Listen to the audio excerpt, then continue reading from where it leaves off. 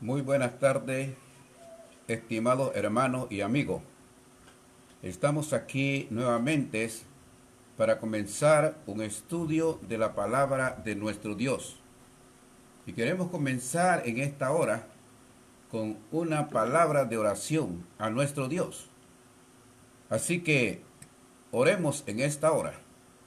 Amoroso y buen Padre que estás en los cielos, te alabamos y te glorificamos tu santo y bendito nombre, porque tú eres un Dios bueno, un Dios que siempre está con nosotros para ayudarnos en todo momento.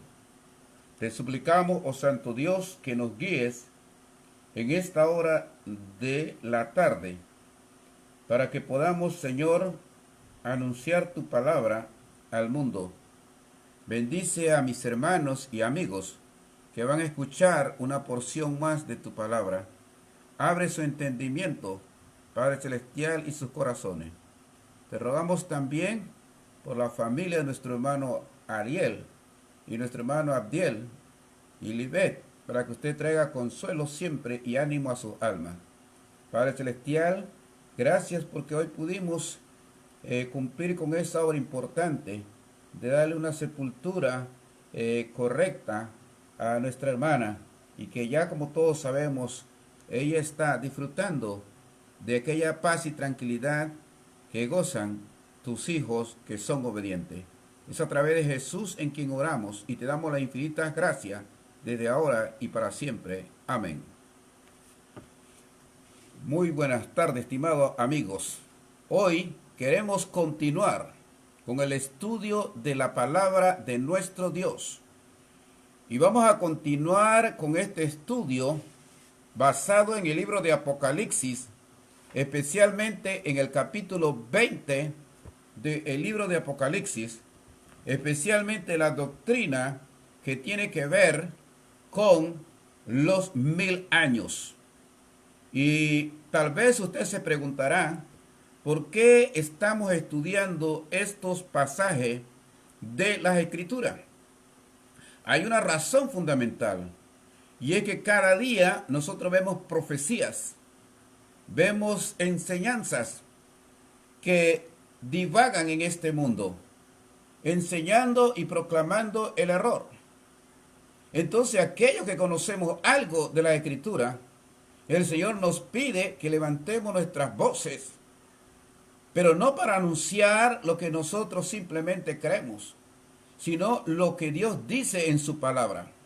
Por lo tanto, vamos a ir a hacer un resumen de aquellas verdades que hemos dicho, porque queremos dejar todo preparado para que el día domingo podamos traer una enseñanza tremenda basado en el juicio final que nos espera a cada uno de nosotros y lo que debemos hacer para estar preparados. De tal manera que de antemano queremos invitarlo para este domingo, donde veremos lo grandioso que será ese día, ese encuentro con el Señor, y por lo cual Él nos insta en su palabra a estar preparados.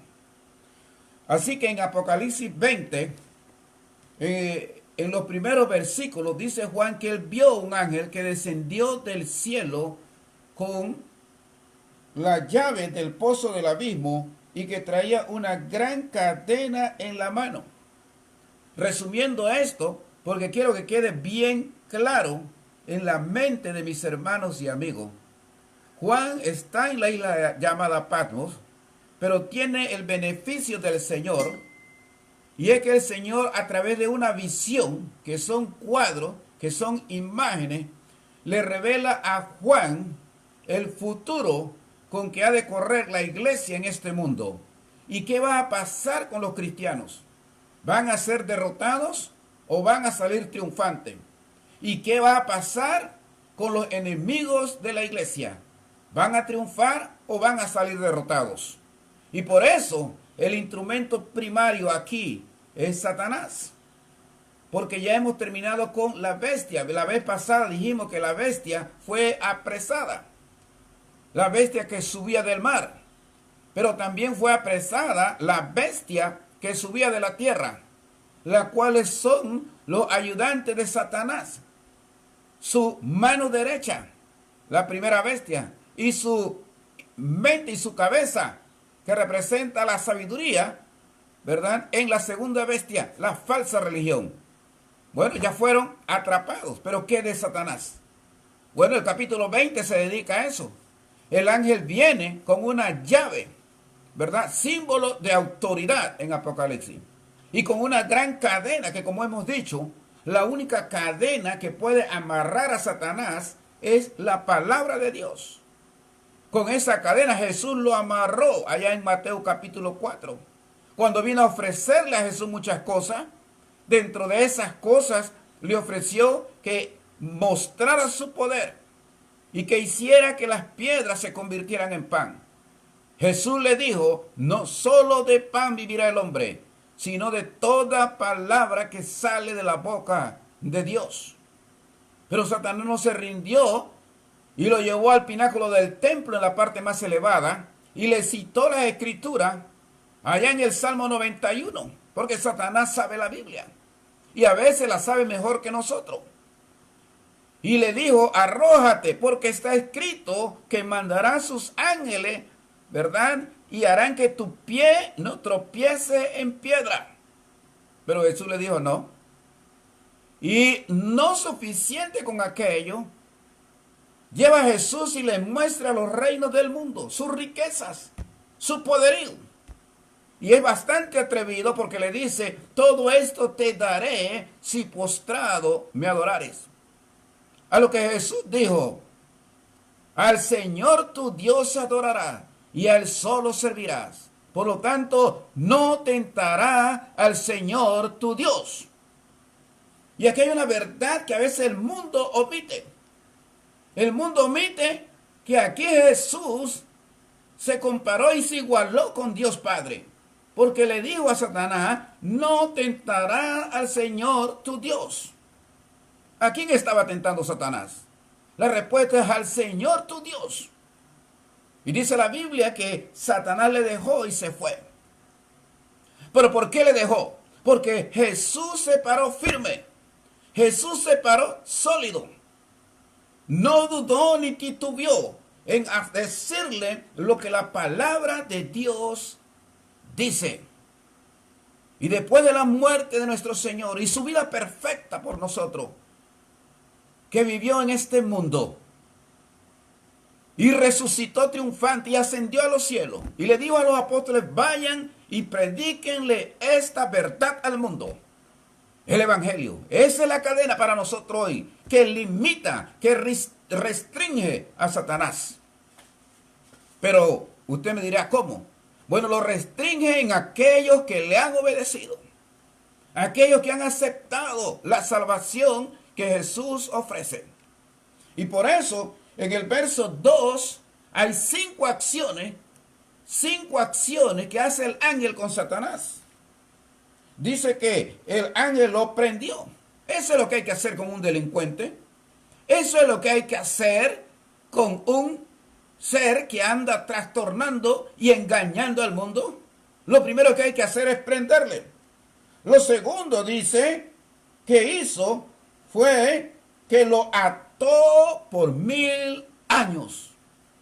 Y que más adelante vamos a explicarlo un poquito si le quedó alguna duda del domingo que predicamos esto. Satanás fue atado por un periodo de 1000 años. Ahora sigue diciendo el texto, tercera cosa, y lo arrojó al abismo. Cuarto, y lo encerró. Y 5, puso sus sellos sobre él, para que no engañase más a las naciones hasta que se cumplieran los 1000 años. Después de esto, debe ser desatado por un poco de tiempo.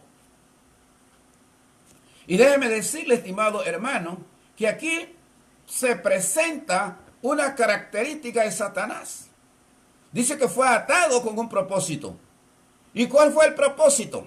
Cuando leemos la Biblia, necesitamos ir con esa calma para ver dónde está la verdad del texto.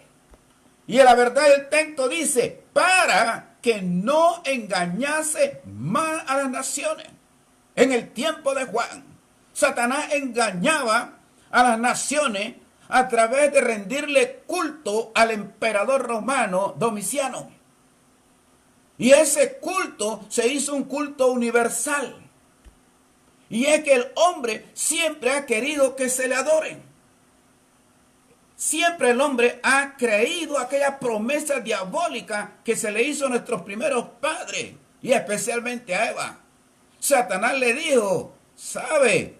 Dios no te quiere que usted coma del árbol que le ha prohibido, porque el día que tú comes, ¿verdad? Van a ser abiertos tus ojos y seréis como Dios, sabiendo el bien y el mal. Satanás puso eso en la mente de nuestros primeros padres. Seréis como Dios. Y por eso grandes hombres poderosos, Faraón, pedía adoración. Nabucodonosor hizo una gran imagen para que se la adoraran. Los Césares quisieron que se la adoraran, ¿verdad? Y así sucesivamente. El hombre siempre quiere exigir la adoración, para que el hombre no adore al Creador, sino adore a las criaturas. Y de esta manera se condene a sí mismo. Satanás es astuto. Así que Satanás estaba engañando a las naciones por medio del emperador romano. Ahora bien, dice que lo ató por 1000 años. Vamos a explicarlo esto.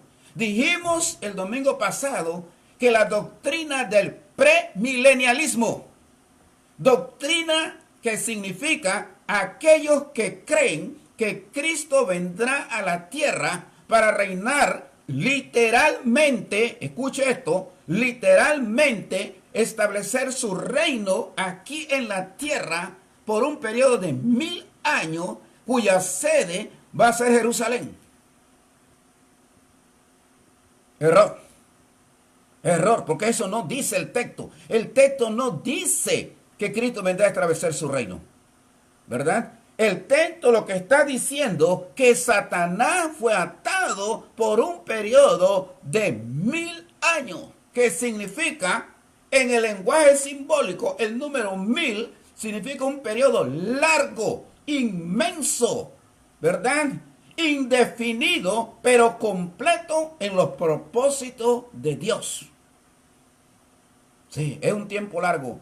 El domingo pasado le dije otra cosa que quiero repetirle, que los 1000 años caen en un paréntesis en medio de dos pequeños, si así le podemos llamar, periodos de tiempo. Repito, los 1000 años caen en dos cortos periodos de tiempo. Solo basta leer Apocalipsis 6, 9 y 12, 12.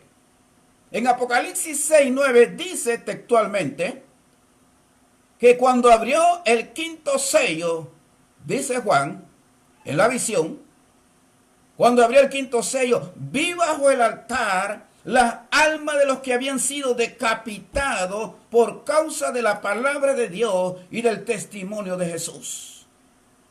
¿Verdad? Dice que vio almas. Juan vio almas que habían sido decapitadas debajo del altar. Por supuesto, ese altar no era en la tierra. Ese altar ya era en el cielo. Y Juan ve y se asombra al ver muchas almas que habían muerto. Bueno, y le preguntaron al Señor y le dijeron, Señor, en una oración, ¿hasta cuándo, Señor, justo y verdadero, no venga nuestra sangre en los que moran sobre la tierra? Ellos estaban pidiendo que se vengara su muerte. Porque si la muerte de ellos no iba a ser vengada, era como que si también no hubiese sido vengada la muerte de nuestro Señor.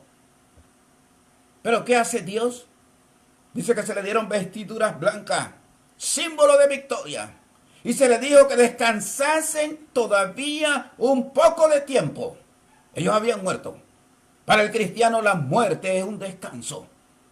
Y el Señor Todopoderoso, Creador del cielo y de la tierra, le dice a estos santos mártires, descansen.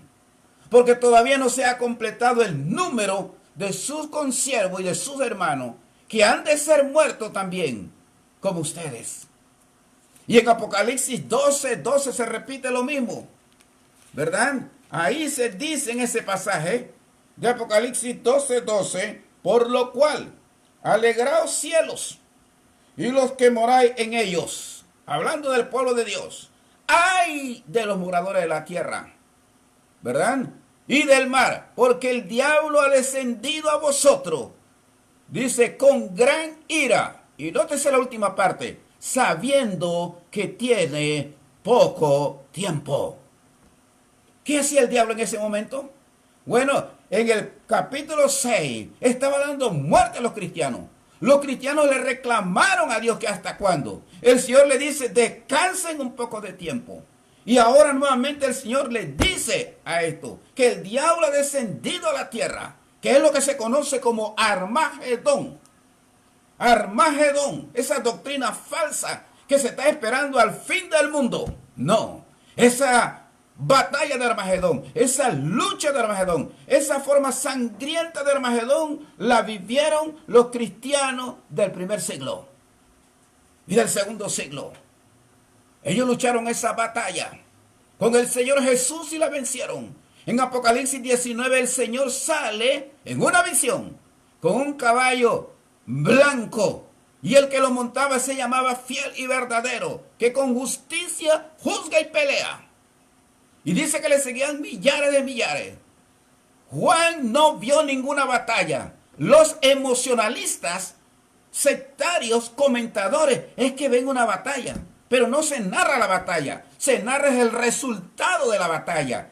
Y el resultado es que fue apresada la primera bestia, que fue apresada la segunda bestia, y lo lanzaron al lago de fuego. Y por eso pasó el primer corto periodo del tiempo. Ahora, después que el sufrimiento en el corto periodo de tiempo, que es un tiempo de aflicción para la iglesia, que es un tiempo de persecución, ahora viene un descanso. El Señor responde a la oración de los santos y viene ahora un largo periodo de tiempo que se le llaman los 1000 años. Este servidor está convencido que estamos viviendo el periodo de los 1000 años de no persecución universal y mundial desatado por Satanás. Escúcheme bien. Aquí no se refiere a que un determinado país persiga a los cristianos. No, eso se podrá dar en Angola, qué sé yo, eso se podrá en parte de África, pero no una persecución de escala mundial, como la que vivieron los cristianos del primer siglo y segundo siglo. Y ellos necesitaban consuelo, ellos necesitaban ánimo, que hasta cuándo va a perdurar este enemigo que quiere destruir la iglesia. Y el Señor envía a su ángel y le demuestra a Juan que el enemigo principal va a ser derrotado, va a ser atado por 1000 años. Y por eso dice el texto, regresando al texto, y cuando los 1000 años se cumplan, va a ser desatado. Al final de esta charla le hablaré sobre esa partecita. Vamos como si vamos resumiendo. Entonces los versos 1 al 3 nos hablan de cómo Satanás fue atrapado, de cómo fue atado por 1000 años y se llegó a silenciar su obra malévola que estaba llevando a cabo. Los versos 4 al 6 nos hablan del triunfo de la iglesia, nos habla del triunfo de los mártires, que este versículo 4 es uno de los versículos más difíciles de la Biblia, pero que no es imposible entenderlo. Para eso Dios nos da su Santo Espíritu, ¿verdad? Y a través de la meditación y a través del escudriñar las Escrituras podemos llegar al texto y ver la verdad que el texto nos está enseñando. Por eso en el versículo 4 dice, y vi trono, y se sentaron sobre ellos los que recibieron facultad de juzgar. Y una forma mía de comprender más la verdad, a veces hacerle pregunta al escritor, como que si estuviéramos aquí una conversación con Juan. Y yo le preguntara a Juan, dime una cosa, Juan, tú que anduviste con el Señor, tú que recibiste la imperación, dime, Juan, ¿qué viste? Y Juan me dice, yo vi tronos y vi quiénes se sentaron en esos tronos.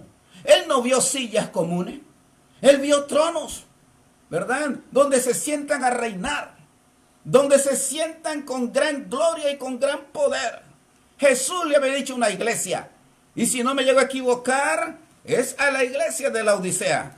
Pero podemos comprobarlo aquí, con nuestra Biblia en esta hora. El Señor le había dicho a una de estas iglesias, ¿verdad? Que al que venciere, Apocalipsis 3:21, a la Odisea, al que venciere, le daré que se siente conmigo en mi trono. Dice, así como yo he vencido y me he sentado con mi Padre en su trono.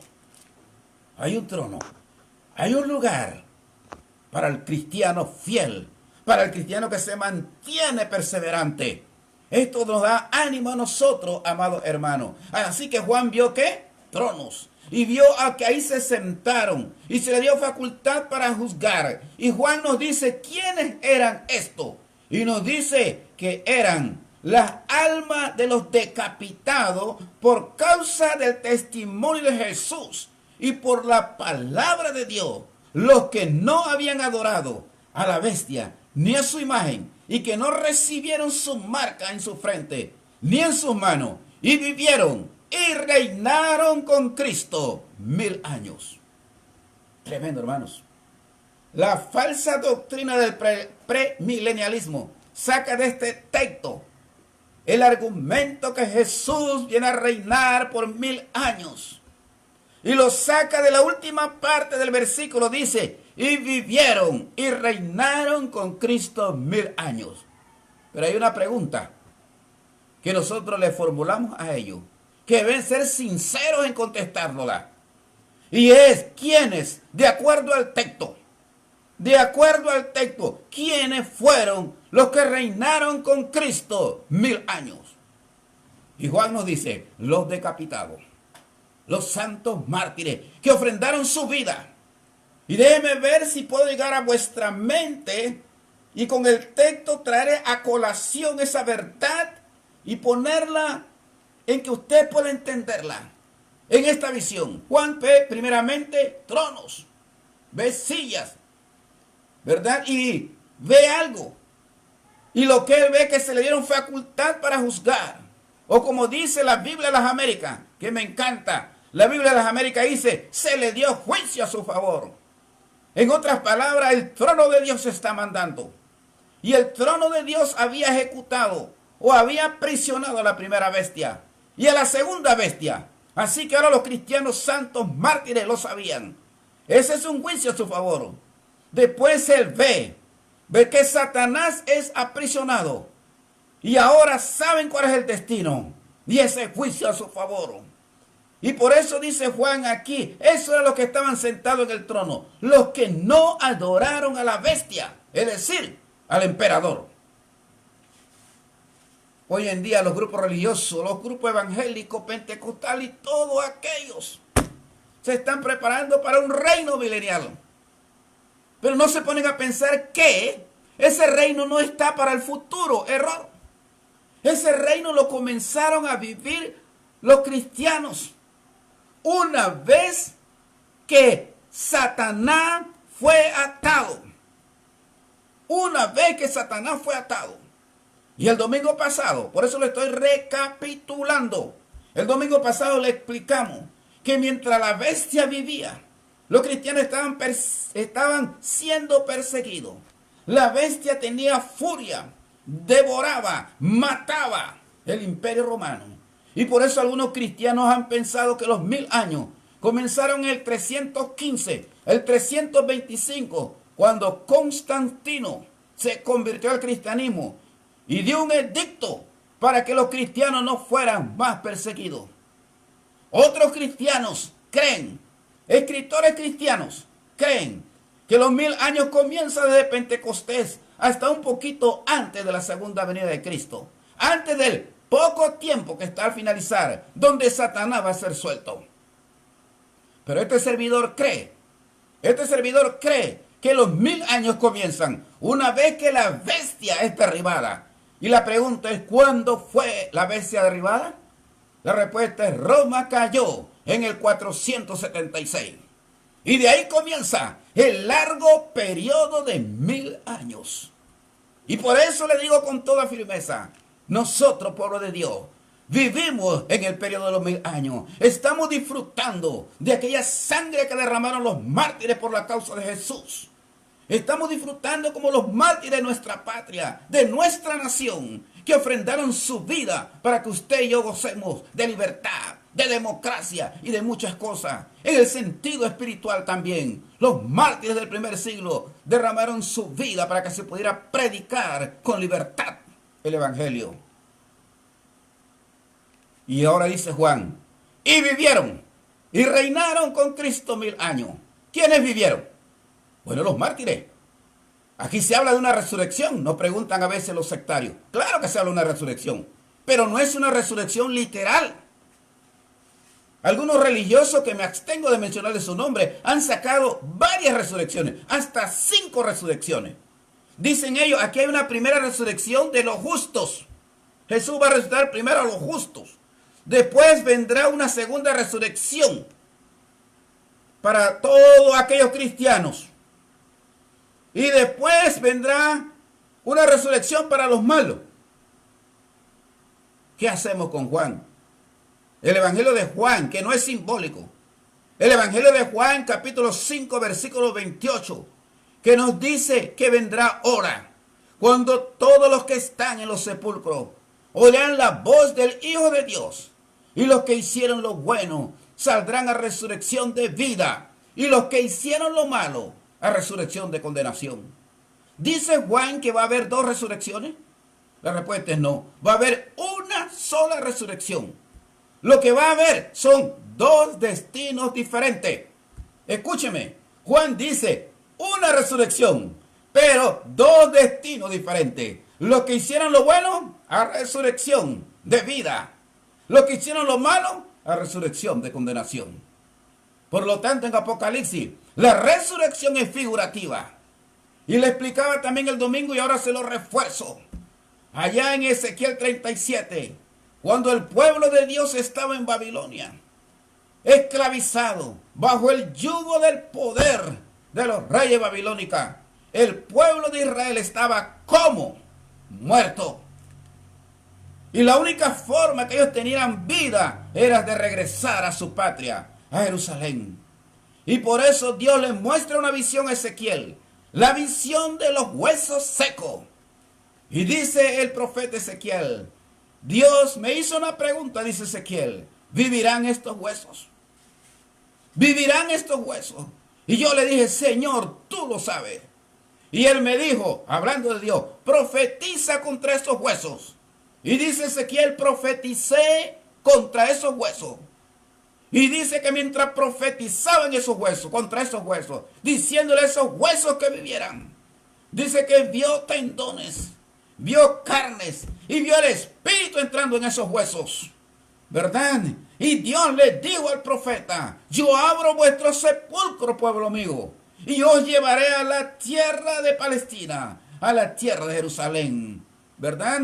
Esos huesos son, dice Dios, la casa de Israel. Entonces una resurrección figurativa. Una resurrección figurativa. Que mientras el pueblo estaba en Babilonia, estaba muerto. Los babilonios eran que estaban vivos porque estaban sobre ellos. Pero una vez que ellos salieran de Babilonia a su patria Jerusalén, era una resurrección que tendrían vida. La misma resurrección nos habla de Elías. Dios habló que Elías vendría a esta tierra antes de la primera venida de Jesús. Y por eso cuando Jesús vino Juan el Bautista predicando en el desierto. Y Jesús habló que el más pequeño en el reino era mayor que Juan. Y Jesús mismo dijo, este era el Elías de que se habló. Juan era Elías.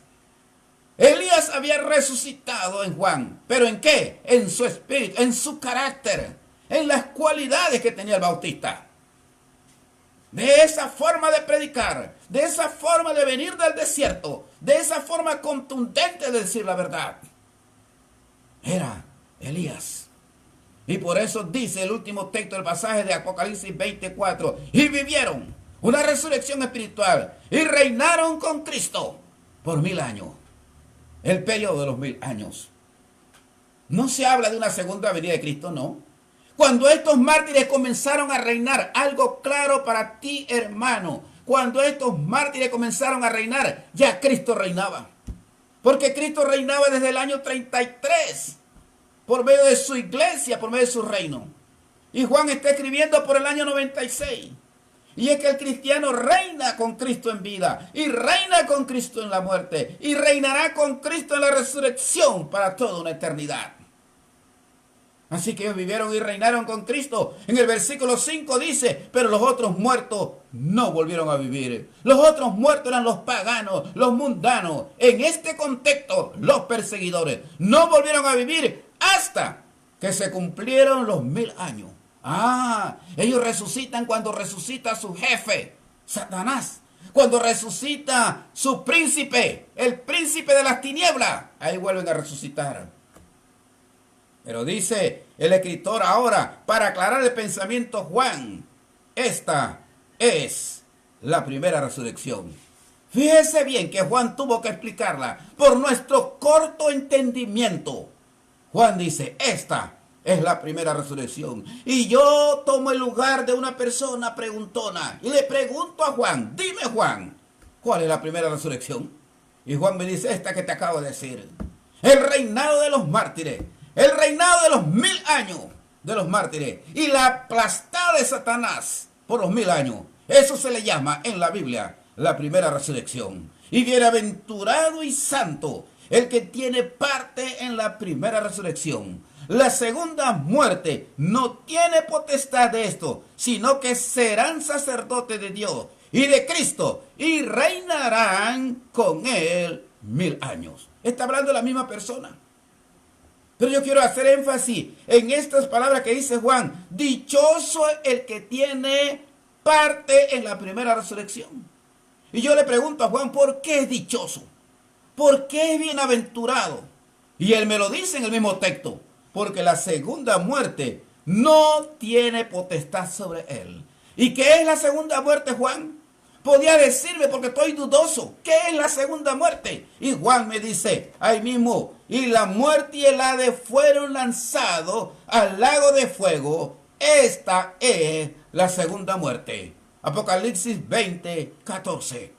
¿Cuál es la segunda muerte? El lago de fuego. En otras palabras, el infierno. Amigo que me escucha y hermano, el infierno es una realidad. Dios envió a su Hijo a este mundo para librarte de ese lugar. Porque ese lugar no fue construido para ti. Mateo 25, 41 dice que echará al diablo en ese lugar y a sus ángeles. Desgraciadamente, con mucho dolor, Dios tendrá que echar a los rebeldes, a los desobedientes, a los que pasan por encima de sus mandamientos y sus leyes, que hoy en día se jactan de una u otra forma, que hablan contra Dios, que irrespetan a Dios. Ellos van a hacerle, ¿verdad?, amistad, le van a hacerle también comunión a este enemigo que se llama Satanás. Y por eso sigue diciendo el texto, la segunda muerte, que el infierno ya no tiene poder sobre estos mártires. ¿Por qué? Ellos aseguraron la vida eterna. Y ahora dice el texto, y ellos reinarán con Cristo. Ahora que estén asegurados, reinarán con Cristo por un periodo largo de 1000 años. Que es el mismo periodo que estamos viendo. El gran periodo que nosotros disfrutamos de tranquilidad y de paz. Ellos están reinando, ¿verdad? Ellos están reinando ahora. Y sigue diciendo el texto, el versículo 7, que ya sería una clase nueva. Cuando los 1000 años se cumplan, Satanás será suelto de su prisión. Ahora sí, tenemos que abrir nuestra mente. Ya pasaron los 1000 años. Ahora, ¿qué va a pasar? Satanás va a ser suelto. Imagínense, y si Satanás va a ser suelto, ¿qué va a hacer? ¿Cuál ha sido el arma poderosa de Satanás siempre? El engaño, la mentira, el error, la confabulación. Es ahí donde él trabaja, día y noche, para que el hombre siga engañado. Ahora nuevamente, y viene el corto periodo de tiempo, fíjese bien, dice el versículo 8, y saldrá, una vez que sea suelto, saldrá a engañar a las naciones. Ya pasaron los 1000 años. y saldrá a engañar a las naciones. Como siempre, el engaño. Dice que están en los 4 ángulos de la tierra, a Gog y a Magog. Estos 2 nombres en el Antiguo Testamento representaban los enemigos del pueblo de Dios, los enemigos de Israel. Por lo tanto, aquí también representan los enemigos del pueblo de Dios, que es la iglesia. Y dice, a fin de reunirlos para la batalla. Algo muy importante que usted necesita cuando lee la Biblia: mirar con atención bien y tratar de discernir bien para no predicar una falsa doctrina. El texto dice, porque aquí los sectarios sacan una guerra, sacan una batalla. Vamos a ver si es verdad. Aquí dice que los reunió, dice el texto, para la batalla. Con ese propósito, el número de los cuales como la arena del mar. Satanás tiene muchos seguidores. Sí, Satanás tiene muchos adeptos. El versículo 9 dice, y subieron sobre la anchura de la tierra, Satanás con su ejército, y rodearon el campamento de los santos y la ciudad amada, que es la iglesia. Nuevamente Satanás no se da por vencido. Si hay algo que yo quiero que usted, amado hermano, preste atención, y amigos, es que Satanás es insistente. Él es perseverante. Lo vio cuando tentó a Jesús. Vino la primera vez, vino la segunda vez, vino la tercera vez. Ahí estaba una y otra vez. Él sigue insistiendo, porque él sabe que a la larga muchos pueden caer. Y sigue diciendo el texto que rodeó la ciudad del campamento. Estamos en el verso 9. Y la ciudad amada de Dios no la ataca todavía. Él viene decidito. Él viene con su ejército para pelear. Él viene para batallar en este corto de tiempo, después de los 1000 años. Pero dice el texto, y aquí es donde está la verdad que no puede comprender nuestro amigo religioso.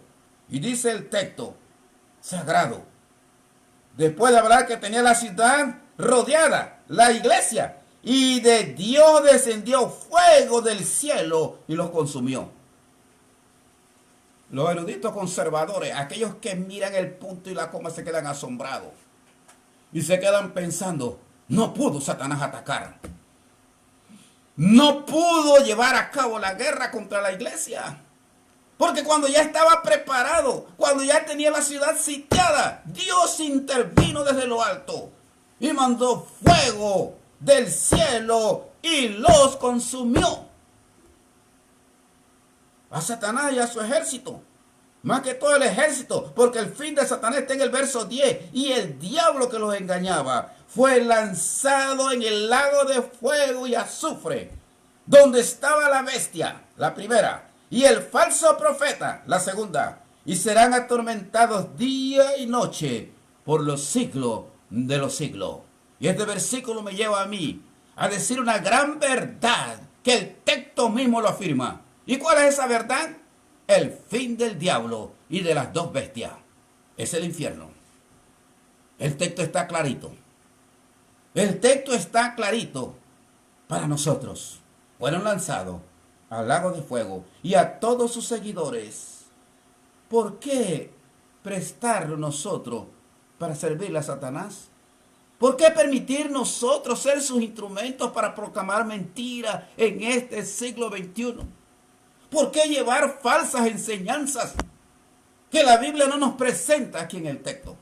Mire, voy a presentarle 3 cosas antes de cerrar ya. En este texto no se ve que Cristo baja a la tierra para reinar. Pero sin embargo, hay quien lo está diciendo que va a venir a la tierra a reinar por 1000 años. En este texto no se habla de la segunda venida de Cristo. En este texto nosotros vemos, por otro lado, quiénes están reinando con Jesús, que son los mártires. En este texto nosotros sí vemos que hay 1000 años que pesan de atadura para Satanás. Y después cumplido, libertad para que él salga a hacer lo que él siempre hace, engañar. Pero Dios le pone un fin. Y ese fin también se lo han puesto a aquellos que obedecen el Evangelio, ya desde ahora. Porque el final se lo pondrá Dios. Amigo que me escuchas, amigo que estás también observando esta predicación, Satanás, siempre que se mete con el pueblo de Dios y con Dios, es derrotado. ¿Quieres tú derrotar a Satanás? Entonces únete al pueblo de Dios. Confiesa en este mundo que tú eres leal. No hagas como en el primer siglo, que muchos prefirieron la marca de la bestia. Prefirieron el nombre de la bestia. Prefirieron el número de la bestia, lo cual significaba lealtad al emperador, con tal de salvar su pellejo y darle la espalda a Dios. Pero al final, ¿qué? Perdieron su alma. Hoy en día, no tenemos tal persecución. Entrega tu alma a Cristo, creyendo en Jesús como el Hijo de Dios, arrepintiéndote de todos tus pecados, confesando a Jesús como Señor y siendo bautizado como el perdón de los pecados, de tus pecados. Y de ahí en adelante ser fiel hasta la muerte. Como le dije en la oración al comienzo, hoy le dimos, como se dice, cristiana sepultura al cuerpo que utilizó nuestra amada hermana Enelda González Fernández. Hoy. Y lo hicimos con mucho amor. Una hermana fiel, una hermana leal, que aún en medio de la enfermedad, aún venía en silla de ruedas y sus hijos la traían. Y eso es lo que vale. Lo que vale, el Señor nos va a decir ese día, siervo y fiel. Si en lo poco fuiste fiel, en lo mucho te pondré. Y el Señor le va a decirle a nuestra hermana, fuiste fiel. Y yo dejé dicho en mi palabra, sé fiel hasta la muerte. Y yo te daré la corona de la vida. Es la promesa del Señor. Amigo que me escucha, hermano, si te vas a entregar a Cristo, piensa de una vez por todas cortar con el pecado, cortar con aquello que nos perturba nuestra entrada al cielo. Que Dios me lo bendiga a cada uno de ustedes ricamente. Oremos en esta hora. Oh Dios de toda bondad y de toda misericordia, venimos en esta hora para darte las gracias. Para darte las gracias por todas las cosas que tú has hecho para con nosotros. Gracias, Padre, porque en este día nos permitiste conversar con nuestra familia, ir a algún lugar para servirte y permitiste que regresáramos con bien. Y aunque un poco cansado, sentimos nuestro deber y responsabilidad de hablarle a tu pueblo y de hablarle a nuestros amigos de lo que dice tu palabra. Gracias, oh buen Dios, porque usted nos ha acompañado y estamos seguros que usted nos va a acompañar hasta el fin de nuestra vida. Porque Jesús nos lo ha prometido en su palabra. Yo estaré con vosotros todos los días hasta el fin del mundo. Ayúdanos a creer esa promesa. Ayúdanos a creer esa palabra. Padre Celestial, guárdanos y protégenos de todo mal. Bendice a tu pueblo. Bendice a los ancianos. Bendice a los jóvenes, a los adolescentes y a los niños de tu iglesia aquí en la tierra. Es a través de Jesús en quien oramos y le damos las infinitas gracias, ahora y para siempre. Amén. Que Dios me lo bendiga.